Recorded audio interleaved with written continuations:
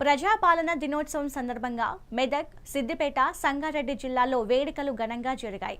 ఆయా జిల్లాల కలెక్టర్లతో మంత్రులు పొన్నం వివేక్ వెంకటస్వామి, దామోదర రాజనరసింహ జాతీయ జెండాను ఆవిష్కరించారు. ఈ సందర్భంగా అమరవీరుల స్తూపానికి పూలమాలలు వేసి నివాళులర్పించారు.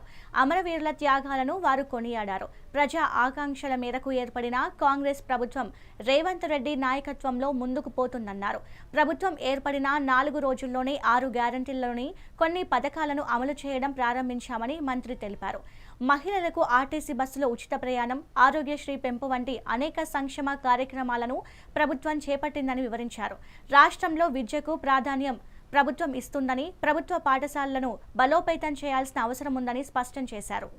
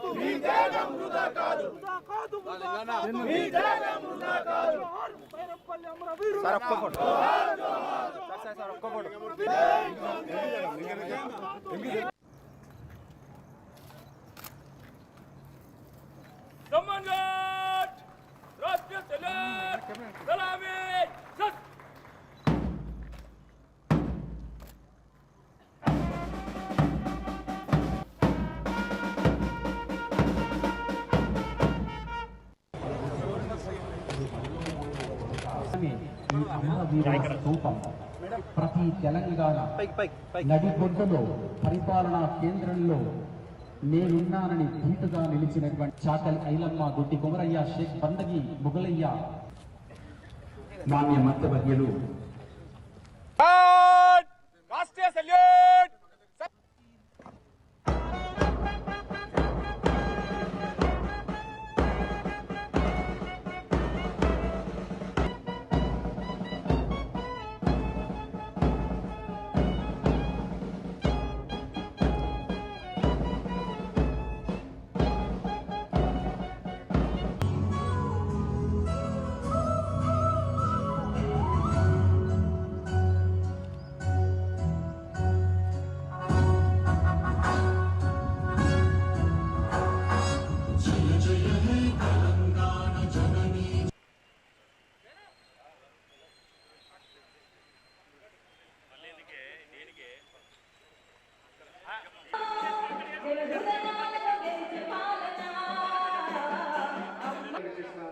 రాష్ట్ర మంత్రివర్యులు గౌరవనీయులు శ్రీ పొంగులేటి శ్రీనివాసరెడ్డి గారు, ప్రజా సంబంధాల శాఖ మంత్రి గారు జాతీయ పతాకావిష్కరణ కార్యక్రమాన్ని నిర్వహిస్తారు.